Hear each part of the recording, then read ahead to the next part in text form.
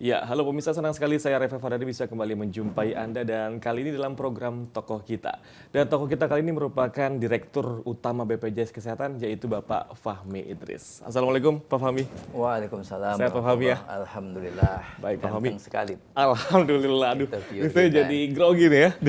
Baru pertama langsung dibilang ganteng. Baik Pak Fahmi, ini mungkin bisa diceritakan kepada masyarakat Indonesia kesibukannya saat ini sedang apa sih Pak? Ya, tentu sesuai dengan bidang tugas ya.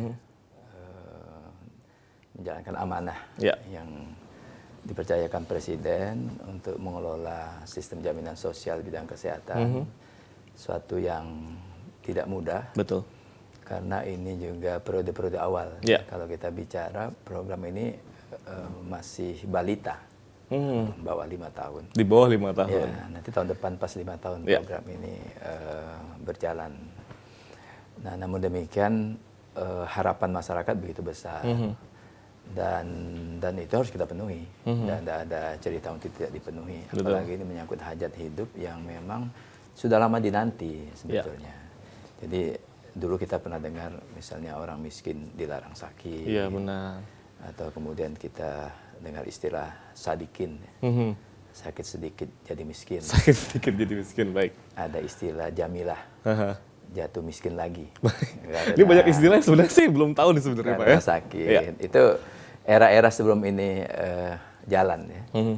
Jadi begitu banyak orang yang sesungguhnya sudah penyakitnya tersimpan di rumah, sudah lama kronik, kemudian tiba-tiba program dibuka dengan akses finansial yang begitu terjangkau. Ya. Artinya membayar iuran kelas 3, kalau bayar sendiri 25.500 per bulan, dapat benefit manfaat yang luar biasa besar. Ya. Misal salah satunya misal cuci darah, Betul. gagal ginjal yang sekali cuci darah itu 1 juta, seminggu 2 kali 2 juta, sebulan kali 4 kali 2 kan, artinya 4 minggu kali 2 juta 8 juta. Saya pernah ketemu ini cerita Mas Reva ya, ngobrol dengan pasien di rumah sakit Islam Jemur Sari sedang cuci darah. Saya tanya sudah berapa lama cuci darah? Ini kira-kira kejadian 2015 ya, 2015 pada saat program ini berjalan ya. Kan kita mulai 2014. Saya tanya Pak, Bapak cuci darah sejak kapan? Dia menyatakan bahwa cuci darahnya itu sejak sekitar tahun 2012. Baik. Artinya 2 tahun sebelum program ini jalan, dia Sudah melakukan cuci darah. Saya Baik. tanya, bagaimana Bapak membiayai? Dia terus terang cerita, Pak, saya sudah jual rumah, jual tanah. Bayangkan, kalau 8 juta sebulan, kali 12, 96 juta. Belum lagi biaya transport, biaya lain-lain. Jadi, masyarakat seperti ini sangat terbantu. Artinya begitu program ini buka, ya berbondong-bondong lah masuk. Dengan biaya yang relatif terjangkau tadi. Karena apa? Karena basis program ini gotong royong besar. Nah, itulah yang selalu ingin saya sampaikan ke masyarakat. Kalau ditanya aktivitas kita, ya aktivitas melayani, aktivitas terus-menerus mensosialisasikan, mengajak masyarakat memahami, kalau istilah saya, prinsip-prinsip spiritualitas dalam program ini. Program ini ada 2 hal. Satu, begitu ikut program ini, ada proteksi finansial. Mas Reva ikut, ada proteksi finansial. Karena sakit ini nggak pernah tahu. Dan biaya juga ukurannya mungkin sudah melebihi gaji bulanan. Ya, kalau begitu sakit, pasti tabungan terkuras. Nah, dengan ada proteksi finansial, kita merasa secure. Itu yang penting. Nah, tapi yang kedua yang paling penting adalah, kalau tidak sakit, itu kemudian kita beramal. Kita bersedekah. Kita membantu orang lain, seperti kita duduk di sini ya, saya Pak ya. Yang cuci darah tadi, sekali cuci darah 1 juta, iurannya 25.500. Artinya ada 40 orang lain yang bersamaan hari itu bayar iuran tapi tidak menggunakan. Betul. Itu ada orang-orang sehat yang rajin membayar iuran. Sebulan 80 orang, seminggu 80 orang, ya 40 kali 2. Kemudian sebulan kali 4, 320 orang yang harus sehat, yang membantu bersangkutan bayar iuran.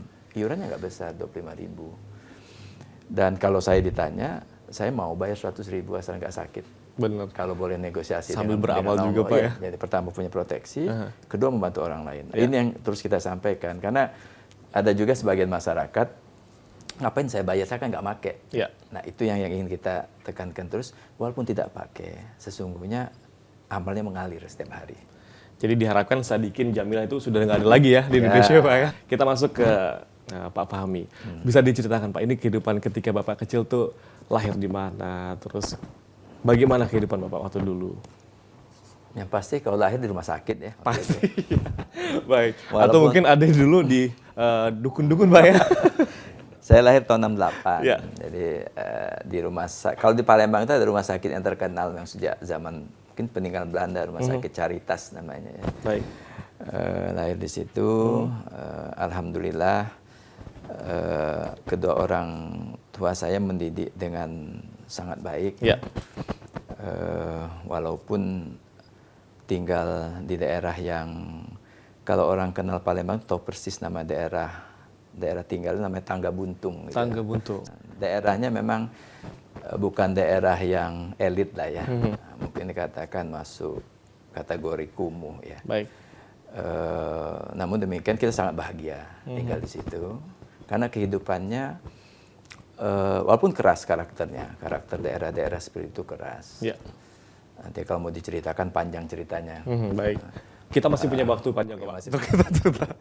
Baik. Ya artinya kalau zaman-zaman tahun 70 di Padang itu biasa kan bawa sajam ya. Betul. Mungkin pernah mengenal senjata tajam, jadi perkahlian antar Tiap kampung, daerah, ya betul. antar lorong itu boleh dikatakan masih suatu yang masih Mudah ditemukan, mudah begitu, Pak, ya? ditemukan, tapi tidak diberitakan secara hebat seperti sekarang ya. Baik. Jadi bisa guyup juga sendiri, nanti ada lagi. Itu secara antropologis biasalah ya. Artinya semakin sering ketemu biasa akan ada aja konflik yang Persinggungan terjadi, lah, Pak, ya. persinggungan.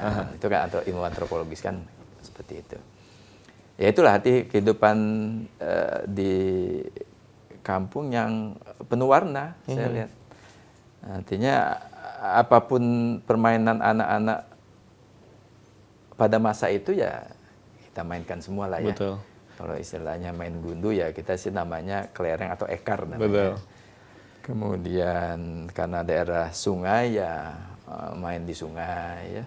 Macam-macam lah. Kemudian, Jadi banyak permainan tradisional memang saat ini mungkin sudah tidak ditemukan lagi begitu Pak ya? ya karena sekarang kan mainnya pindah ke teknologi ya. Nah, kalau dulu kan lebih ke arah fisik ya. Betul. Main layangan, ya, kejar-kejar layangan, putus gitu ya. Banyak lah.